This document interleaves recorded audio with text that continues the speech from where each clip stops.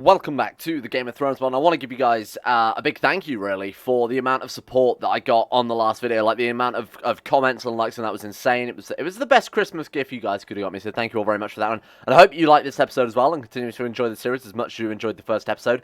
Now, before we go on, I have to address a little bit of an elephant in the room. I didn't notice it, because I have a very innocent and kind and just mind, but you guys pointed out that the House Dynasty flag in last episode was a little bit suspect, and I promise you that was not my own doing, because I wouldn't do that, because I kind of like my videos being monetized. But basically, there was some semblance between the Dynasty flag last episode and a particular flag flown by a quite prominent fascist nation.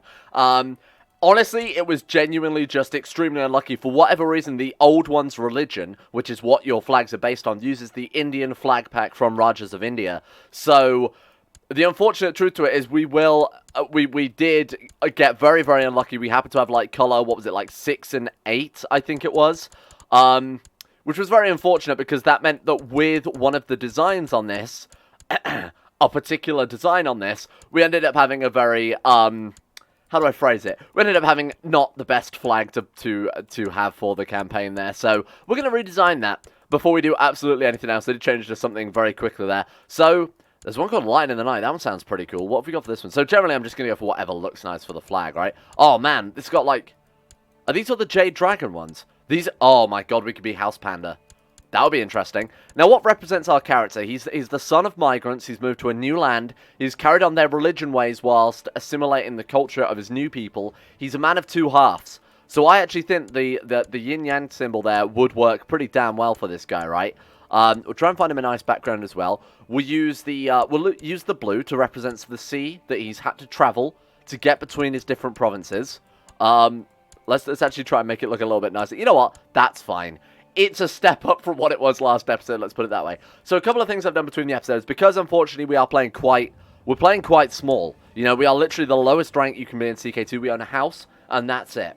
So what I've done with that is I've enabled my own personal Gilded Republic submod, available on Steam Workshop, and I've also re-enabled Flame Queen's building submod, which basically means while we're playing this very small online character, it still gives us plenty of stuff to do.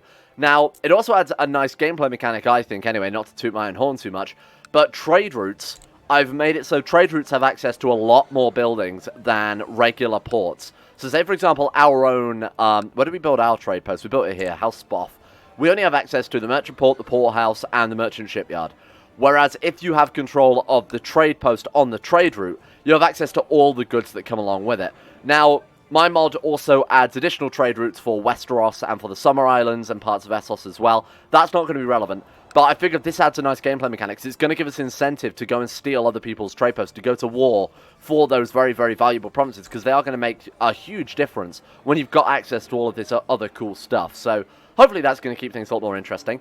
Now, the other one I mentioned, Flame Queen's building submod, basically completely remakes the entire building system of this mod pack. It adds so much. Like, if we go to the castle here, look at this. There's so much to see. Oh my God, the hiccups have already started. This is bad news. And so much to do as well. And again, playing small, when we're playing as this unlanded character, it's going to give us plenty of stuff to do without, you know, me feeling like I have to force the content or try and drive the series in a particular way to keep it interesting. We've got all these gameplay mechanics now available to us, so hopefully that's going to keep things a little more fresh. Now, the good part of that is it means everybody will be able to get more money, but more importantly, we can get more money and try and go on our expedition to Stygi to go and see if we can set up a colony there, a cursed colony in Stygi. That'd be so cool if we can make this our capital. That's my plan for this episode anyway, is to claim the cursed city for the old ones. I think I call them the old gods. It's apparently the old ones because, you know, it's obviously Cthulhu and friends. So what do we want to do in the short term? Obviously finish off setting up our council. I imagine we could do that now. So if we go ahead and employ, what is it? We need a general and we need a priest. You're not the best, but you'll do. What's he got? Trickster and Flanker are... Oh, they're okay. They're not terrible. Right, so you're welcome aboard. And then we just need a court physician. Wait. Chief General? Did we not already have a Chief General? I swear we had a... Yeah, we... No, this is a different dude. He just changed his clothes. Blew my mind. Right, and then the last thing we need is obviously a... It says a Magi here, but that is more of a... How would I describe it? That's more of a court physician, sort of educator rank. Oh man, I didn't notice this. Monthly salary is 0.1 gold, monthly prestige 0.075 to employ one. Gives a liege opinion of 10. That's cool that there's a little bonus there to it as well. I've never noticed that before. So to employ this dude, it actually costs us quite a fair amount of money, right? Whereas if we make someone our first Chancellor, it says there that it gives him an extra 15 opinion with us. Hey, that's cool. I've never noticed that before. Has that always been in CK2? Man, you think I'd notice after the thousands and thousands of hours I spent playing this goddamn game. Right, what else can we do? Special minor titles grantable, so we can give it to our Chief General there, make him our bodyguard. Bodyguards increase plot power and defense against certain things, like battlefield duels in particular. Your bodyguard can dive in and try and defend you in battle if you're shit at martial, say, which we definitely are. So that's pretty useful to have one of those. Food taster, I think, is a negative, isn't it? Oh, it is a positive. Sure. Sure, we'll give it to you then, seeing as you are on the council as well. Now, I imagine our council are mostly loyalists, right? 3 loyalists, 3 against, or 3 not against, but zealot, obviously pragmatist, and glory hound. And then 1 empty title. If we can make our court position loyal, we've got control of the council. Now, what are the council good at this point? Nothing. Because we are an unlanded random dude. All we have to our name is a house and 2 trade posts. Man, we've got a lot to do, but this is going to be kind of cool, I think. Right, let's start building ourselves up. So, both of our trade posts, unfortunately, don't fall on a trade route. So, the first thing we probably want to do then is try and find somewhere with the trade route running through it that isn't built on. What about, like, here? Oh, yeah, look, the Manticore Isles. I think the trade route, I mean, it kind of looks like it runs through, but it's hard to tell, because normally it has this icon. Maybe it just passes past the Manticore Isles without actually having that built upon. Right, okay, let's not do that then. Obviously, grabbing one of these trade route provinces immediately would give us that massive bonus, but finding somewhere where that hasn't been built upon that's available is going to be a whole different story. Obviously, if we could, I don't know, if we could go to war with House Idur, maybe we could plot to take his trade post. Slave raid, where we can slave raid our liege. That doesn't make any sense. It's because he's a landed character, right? So we absolutely can. What we probably want to do then is go on a slave raid at some point, because slaves, like you might have seen very briefly if you watch the Alexander series, those give bonuses to your capital. They increase build cost, decrease build cost and decrease build time, but increase how fast things are built. That's what I meant to say. So those are very, very useful if you're playing like a Republic, obviously, which we are in this early game here, until, like I said, we are going to overthrow, or try and form the Shadow Kingdom, where we unify this province and become the Shadow King, which will stop us being a Republic, but we'll assume complete control. Don't have to worry about elections or anything like that, which sort of screwed up last series a little bit. Right, House Spoff. You know, we're actually doing pretty well in terms of the election, eh? We've made a few friends, we've got a fair amount of respect, a low prestige, but apparently age factor, even though we're only 33. We still can't quite get control over the campaign. Maybe that's what we should do before we grab Stygi. Becoming a landed character where we can collect taxes, build up a city for a good few hundred years. Let's be honest, it's going to be a couple of decades at most, because I'm probably going to lose the next election. That would help out a lot. Maybe we should try and get rid of this dude. What if we... Oh, we can seize his trade post. Now, that's unfortunately not on a trade route either, is it? Right, what has Asshai got? Let's see what trade posts we could potentially seize here. So, House Belibni have one of the trade posts on a trade route there in Turani. So we actually might want to grab that. The Saffron Lands trade post is this one here. We want to see this one. He's got 55 men. We have 50 men, but we could always spend our money on some mercenaries. That seems like a really good play. Immediately go for the sort of something I never normally do, the Espionage Republic play. Look at this trade post. It would give us access to so much stuff, right? Let's do it.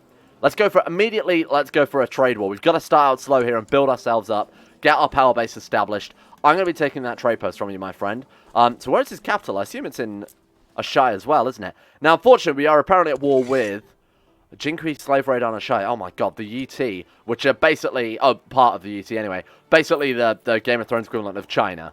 They're at war with us right now. A little bit annoying. We're also, oh my god, Volantis is slave raiding us.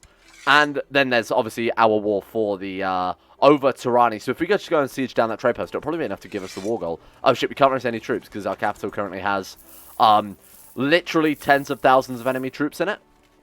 Right. Okay, fair enough then. I guess we'll... Oh shit. News from Dragonstone. A new dragon has entered the world. Aegon Targaryen. So this is Aegon Targaryen's son has hatched a dragon. Oh man. Let's say don't bother me with such news. We don't care about this. It's on the other side of the world. Who cares about what a couple of Targaryens are up to, honestly? They're not even relevant. We probably haven't even heard of them. We're just some random dude with a couple of trade posts, a couple of shops. We don't really care what's happening on the other side of the world. Oh god, here we go. The Shadowmen are a constant blight in your lands, forever stepping out of line, encroaching on your territory. So they're coming down from the Shadowlands in the north there. These sort of cursed, almost chaos men. My chief general shall teach them not to return. Lipith sets out to attack the Shadowmen. Is he gonna survive this? 12 martial, what's his personal combat? 40. He's a trained fighter. Okay, you know what? Do it. I think he might survive this. My wife doesn't seem very content. She wants more clothes. 25% chance of her gaining lustful and 10% fertility. Anyway, let's do it. Oh, that worked out really, really well. Well, we need a son, so you know what? That's definitely worth it. Your Chief General, Lipith, returns from attacking the Shadowmen and reports that they failed in their goal. More stolen goods. Oh, shit. Your incompetence has cost us greatly. 5% chance he dies. He got wounded. We didn't lose any gold, though, which is pretty good. We've lost prestige. Oh, man. Shadow Chancellor Drod, I hereby command you to lay down your arms and end your wars of aggression. If you ignore this express command from your rightful liege, I have no choice but to brand you a traitor and enemy of the realm. Lose another 50 prestige. This is not going good. I can't say no to that, otherwise he'll just declare war on us, or he could even throw us in prison and execute us. He gets the right to do that. Oh, man. That's not good at all. He is 50 years old, and he is winning the war against Yi, apparently, which is surprising. Maybe now's a good time to usurp power. I mean, even with our campaign funds, we still haven't quite got enough there to win the election. What we could do is take a loan, because 50 gold will make the difference between us losing and winning this campaign. Keep a close eye on this dude. Can we kill him, maybe? 24%. What about the other dude? Can we maybe kill him? Excuse me, I really want to seize power as soon as possible. 28%. Not ideal. He does have, apparently, what is this? A book? Drown God Opinion +3. Yeah, maybe not, eh? Oh, man. This is so difficult. This is a really difficult start. I think... Where's all my money?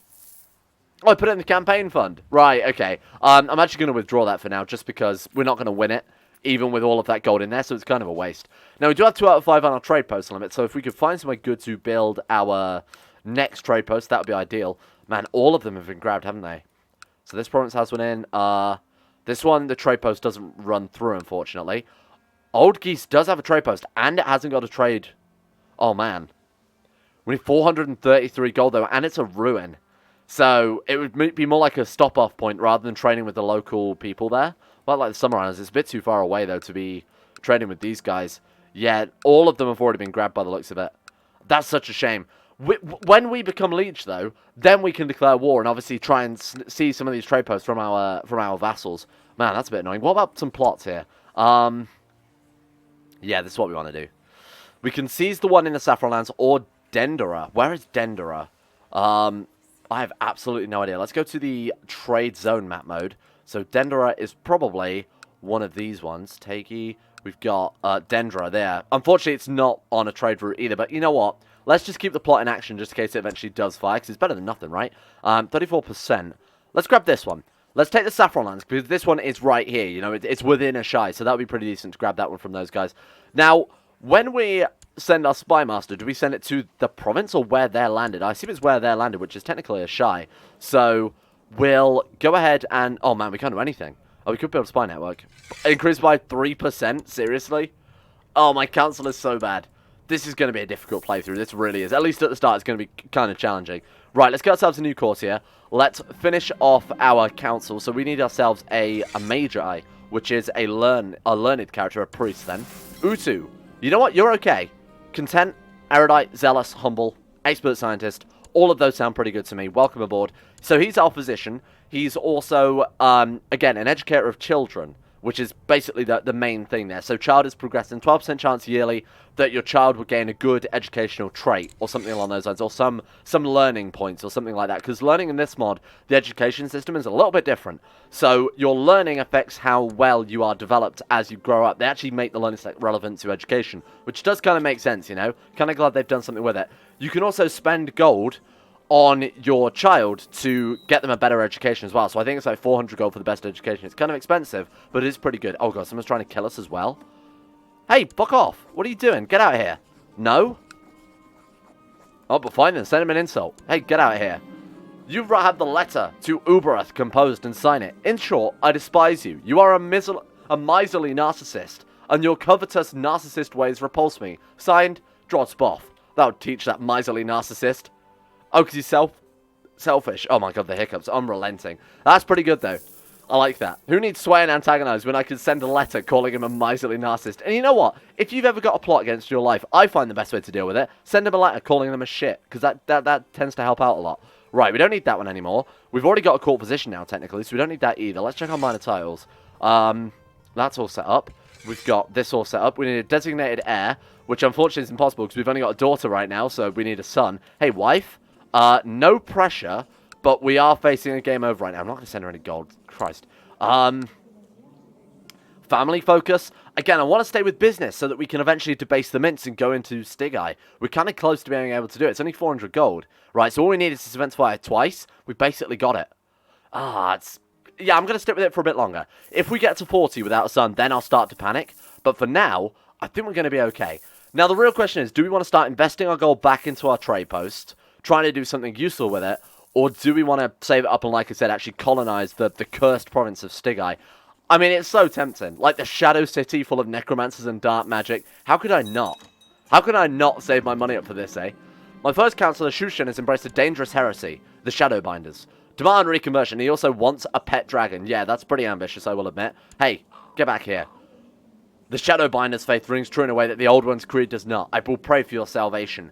There will be consequences. Oh my god, and he's insane. We should probably fire this guy and replace him with someone else. Now, this guy wants us to be his Lord Treasurer, which is great because it means we could potentially start plotting to embezzle from him or something like that. What plots do we have available? That's only 33%, and honestly, it's only ever going to be 31% because no one else wants to join at all. Right, have we got any better plots? No, honestly, absolutely not. We could rescue some people from captivity. Sounds a bit pointless. Yeah, I mean, why can't we seize a trade post in Asshai? Let's find out. Asshai trade post owner is Chancellor Drod Spoff. That's a success condition. We can't do that because we need to have less trade posts than him, and that's it. Okay, that's actually it. Right. That's fine. So eventually, hopefully, he'll just build another one anyway. How many has he got right now? So he's only got one trade post. If he would actually spend some money and invest into other trade posts, we'd be able to try and seize the one in Asshai, which would be incredible. This guy's looking pretty powerful. How are we doing in terms of the election? Pretty fucking badly. Minus 98 from prestige. There is not what I wanted to see.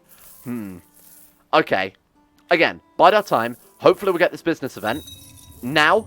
No, okay, obviously I'm... Oh, God. She died of grayscale. Oh, my God, it's the Grey Plague. So that's grayscale, but a lot worse. Hang on, is that in the capital right now?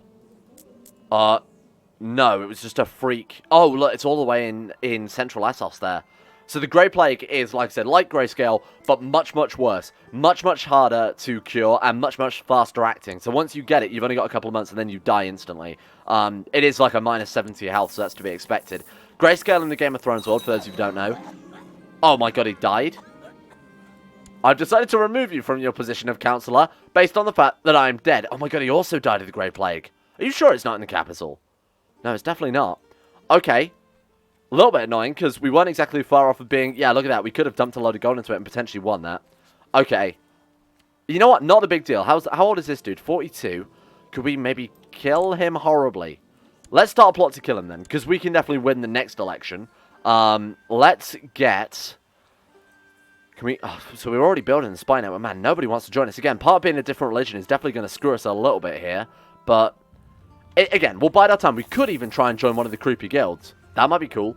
So all we need is what? Ruthless, cruel, possessed lunatic. So getting lunatic is fairly easy. All we'd have to do is switch over to the scholarship focus. Not only that, but that would allow us to join the Alchemist Guild and kill until we can join the Cult of Starry Wisdom. Hang on. Big brain, right? Who needs to earn gold the legitimate way when we can join the Alchemist Guild and create fake valuables and sell them?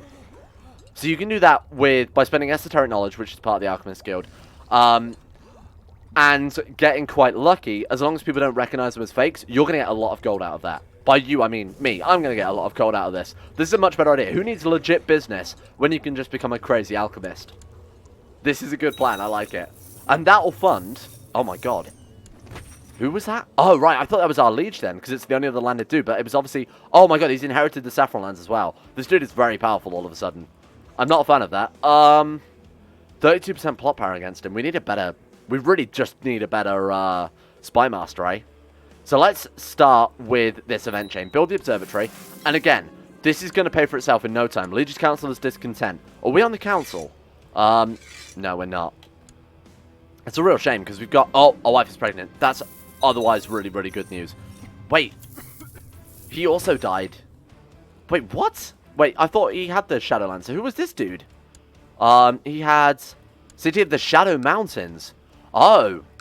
So actually, Asshai has expanded up into the Shadow Mountains. This is where the Shadow Men are from, as it says there. Shadow Men. Remains tribal as long as the capital is Shadow Man culture. Is a backwards culture, making troops less effective. Native homelands are prone to riot. So, taking these provinces as Asshai is generally a bad idea because it can cause way more issues and you rarely get anything out of them. Like, look at what this has done here. The taxes and the levy size. Travelers being rumored of fire and blood. They say that Rizaxis escaped from the dungeons of Oris Baratheon. So, Oris Baratheon is the first member of House Baratheon. Is actually a brother of Aegon Targaryen, King Aegon of Dragonstone. Oh man, you fucked up with some dragons. Don't bother me about such news again. It's on the other side of the world. I am kind of interested in what's happening over there though. So they've conquered part of Westeros. So the actual conquest for the Iron Throne has begun there. We'll check on them occasionally, but again, irrelevant. They're on the other side of the world. Not a big deal. Oh, what is this? A merchant specializing in rare books and scrolls has arrived in Asshai, seeking an audience. He has learned of your enthusiasm for reading and other pursuits, and is offering you the chance to purchase one of his rares, a strange stone, for 25 gold. Well, don't mind if I do. I love strange stones. Oh, what is this? A manuscript that postulates both the Sea Stone Chair and the ancient foundation of the High Tower are constructed by the Deep Ones, a race of half-men side by the creatures of sea upon human women? Oh. This is very Cthulhu Lovecraftian, isn't it? Oh my god, that's weird. Okay, fair enough then. We're apparently now an elusive shadow? When did that happen? Just from reading that book? Well, we were always an elusive shadow, weren't we? I think it was that we gained instead. Again, I don't care about Dragon Riders. They're not relevant to us over here in Asshai. The observatory is ready. So what's the goal? Let's become a lunatic. I know it seems odd, but it will allow us to join the other two societies. And I feel like this dude has already gone down a dark path anyway. Reading strange books about his forgotten gods. This is cool. Alright, so with the Alchemist son. Oh my god, he's sickly. My son, please. Thrift, you are called, Arganth? No, you're going to be called, Brap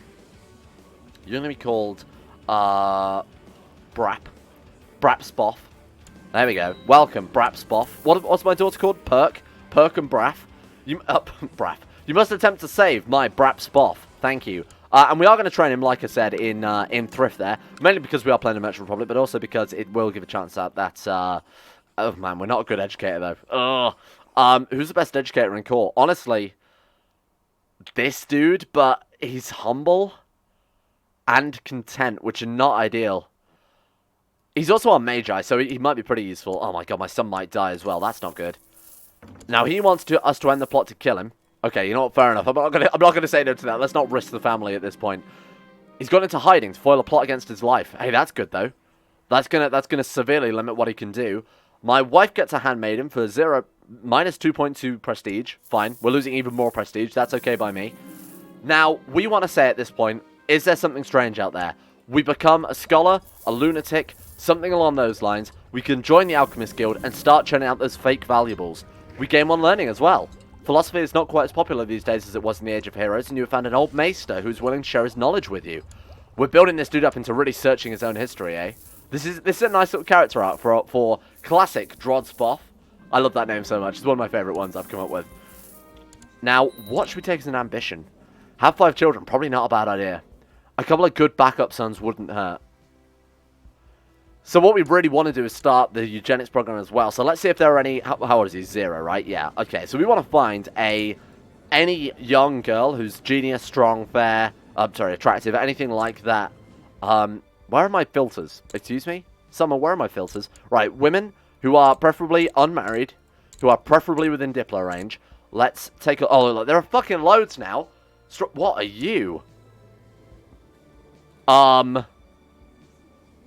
Now, the Brindlemen, from what I recall, are from Sotheros, which is the south province here. They're, like, near human. So in Game of Thrones, there are a lot of, like, half-humans, sort of, like, near humans, like I said. So say, like, Neanderthals existed in 2018, or, like, Cro-Magnon still existed. That would be what these guys are. So apparently they're not able to breed with regular humans. Whether or not they kept that in the Game of Thrones mod is another thing entirely, because obviously they're just treated as regular characters. But whether or not they have the ability to breed... Oh, man, there's loads of them. That's such a shame. There's, like, loads of genius Brindlemen. Well, let's not worry about it too much. Yeah, no, there's no one capable of marrying our son. Because by the time he's of age, they're obviously going to be in their 30s, 40s, so we'll worry about that later on. But we do know they exist. So if our current wife dies, if we want to play the eugenics game a little bit, that is something we can do. And I really love, this is one reason I really love the Republic. The character arcs are so good. The Great Ball. Shadow Chancellor Danamon of I'm not going to be able to read that. Will soon be hosting a Great Ball in his family palace, and every patrician family in the Republic have been invited, except for ours. Maybe it's something to do with the fact that we tried to kill the fucking guy. Have you ever thought about that, Shadow Chancellor Drod Spoff? Oh, I wonder why I wasn't invited. Good lord. Your dynasty's relation with the Bel-Sumiscan family has been tense of late, probably down to the fact that we tried to kill him, as you were competing with them in several important markets. A decision not to invite the Spoff members to the ball can be seen as a grave insult. As you sit brooding in the chambers of your own palace, you wonder how to tackle this situation. Will you turn up at the ball anyway, pretending there has been some sort of mistake, or will you turn the other cheek and accept the affront to Spoff honour? Obviously, we're not going to sit at home and ignore this affront to the great House Spoff. How dare they? Ready my carriage. I'm not even sure we can afford a carriage at this point. Arriving at the ball. You show up to the Bel-Sumiscan family palace with your entourage and make your way past the posted guards before they block your way. Music and laughter can be heard from inside the palace, but they seem to die at the moment you step inside. Hushed whispers are all that can be heard as everyone seems to focus upon you. Shadow Chancellor Drod, someone calls out. Shadow Chancellor Dadenham emerges from the crowd with a smile on his face. How kind of you to join us. May I see your invitation? As you struggle for words, guards surround you and your party. No invitation, that's a shame. With a small wave from Dadenham, the guards drag you outside and throw you down the stairs to the entrance. Lying on your back in the dirt, you see Dadenham grinning down at you. You will live to regret this, mark my words. A racist! Wait. Oh no, it's not the Shadow Chancellor, it's one of his vassals. It's annoying that they're all called Shadow Chancellor. We're already in a blood feud. Episode 2 and I've already made a mortal enemy. You will live to regret this, Dadenham. Mark my words. We lose 100 prestige, he gains 100 prestige, and this will start a great vendetta between our two families. That's cool. I really love this event chain so much. The even greater ball. As a way to get back at the vile Bel-Sumiscan family, you make arrangements to host your own grand ball. Invitation will be sent out to all the patrician families, with the exception of Bel-Sumiscan, of course. If this is to work, your ball will have to have much grander than that of the weasel Shadow Chancellor Dadenham threw together. Won't be cheap, but it would restore your prestige and bring shame to them. Make it happen. Spare no expense. Lose 100 gold. Oof, owie, my gold. How close are we to becoming a lunatic? Well, we haven't even started the event chain, really, so, make it happen. Oh, God. The day of the ball. The day of your grand ball has arrived, and everyone of importance of Asshai is at your palace. Everyone but the Bel-Sumiscan family. The guards have strict orders not to permit anyone from their bloodline inside. In one corner of the ballroom, a bearded gentleman who looks vaguely familiar is loudly and unfavourably comparing your ball with the Bel-Sumiscan one. As you approach him, you set him straight. You recognise something in his voice. Could it be? You rush forward and rip the thick beard off of the man's face to reveal Shadow Chancellor Dadenham. You! Astonished, Dadenham pushes you aside and makes a dab exit like a frightened rabbit while shoving several dancing guests to the floor. Ha! Let him run. Nice. That's proven him. And then Cthulhu strikes him. No, maybe not. I mean, that would be pretty useful, eh? My master. Mission to improve. Please don't call me. You're my husband? My master. That's so creepy. My mission to improve your good name has been a success. Mistress. Oh, we're making other friends as well. We're making friends with the Shadow Gates. This is good. Our influence is growing. We've made this guy look a fool, and all it did was cost me all of my worldly possessions. Oh my god. You can push your studies further, but you need to purchase more meaningful equipment. Again, this will pay for itself. The second we can produce with our new alchemical knowledge all these fake goods with... It's only level 2 as well, so it's not like we have to wait too long for that. It will definitely pay for itself in no time. So I must move forward for another 30 gold. This hasn't really gone to plan, has it? I was kind of hoping this episode we've built up some trade posts, we've built up our influence, we've certainly made some good stories here, but yeah, losing this much gold has not been on my things to do. General opinion -10 as well is obviously massive. A daughter with a stutter called Gamathaga. We're gonna call you Horp Spoff. Welcome to the family. You are going to also be trained in thrift, and hopefully one of these kids will come again. Obviously, the daughters are irrelevant because we can't name them our heirs anyway. This boy, though, we absolutely can name our designated heir. And that has sorted out most of our problems up here, except for the budget deficit. It never looks this neat in CK2, so I'm really happy we're doing this. Am I the only one who really likes playing these tiny characters? Like, we're technically not even landed. We just have a house and a couple of trade posts, right? I really love playing these small characters because it makes the story more about the guy that you're playing as, rather than this huge empire. Like when we were playing, say, like Julius Nepos, and we owned most of the world, or even Thrug in the last series, it was like, it's cool and all, but I've lost track of the character that we're playing as, and instead we're focusing so much on just expansion, you know, and setting up the Empire, rather than the true adventure of everyone's favourite character, Drod Spoff. The Shadow Men are once again back for vengeance. I'm going to send Lipith out to reclaim his honour, as he failed us last time. Don't fail me, because I can't afford it. Like, I really can't afford this. Please. Oh my god, he did it. Your general, Lipith, returns from attacking the Shadow Men. He reports they had a great success and reclaimed all that was stolen from you. The Shadow Men are unlikely to try another attack anytime soon. He's redeemed himself. Honestly, in my eyes, he's redeemed himself. So we are going to go to my good friend Lipith, and we are going to say, for services rendered, you are going to be raised to nobility when I can afford it. It's 20 gold. Why can't we... Oh, right, hang on. We're still in massive debt.